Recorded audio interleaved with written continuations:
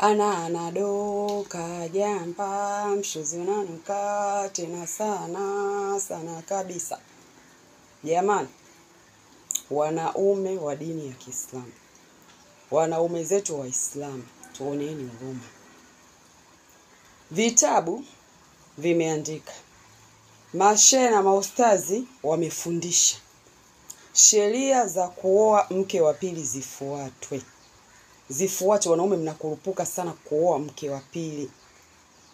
Tunachojua sisi au kusikia kwa mimi ni kwamba mume anapoenda kutafuta mke wa pili tayari anajitosheleza kwa huduma zote za ndani za yule mwanamke mwingine. Asilie njaa, asilalamike kiu, yeye pamoja na watoto wake, avae ale apendeze, na kila kitu anachokitaka akipate. Pia umwambie kwamba mke wangu mimi Abdalmani sijui nani nataka nioe mke wa pili. Umeona? Mkeo alizike, ndio mume wangu oa, au bwana mimi sitaki, na kwa nini unaniolea? Utoe sababu za kwa nini unaoa mke wa pili.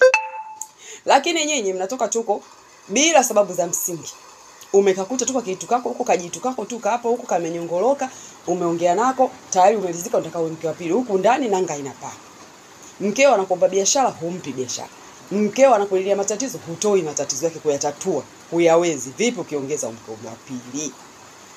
Itakuwaje kuhusu wao wengine ambao huwatoshelezi na bado yani hata kujenga hujajenga, yani ndio kwanza una chumba kimoja unataka kuongeza mke wa pili? Jamani, wanaume sisi tuna roho, tuna mioyo. Unakuta mtu umetoka naye mbali chini huko, ndio bado kwanza mnapambana, mnasagarumba kwenye chumba kimoja, anakurupuka yani pale tu kule kupanga chumba na sebule, yani ka apartment ka laki na 50, anataka kuongeza mke wa pili.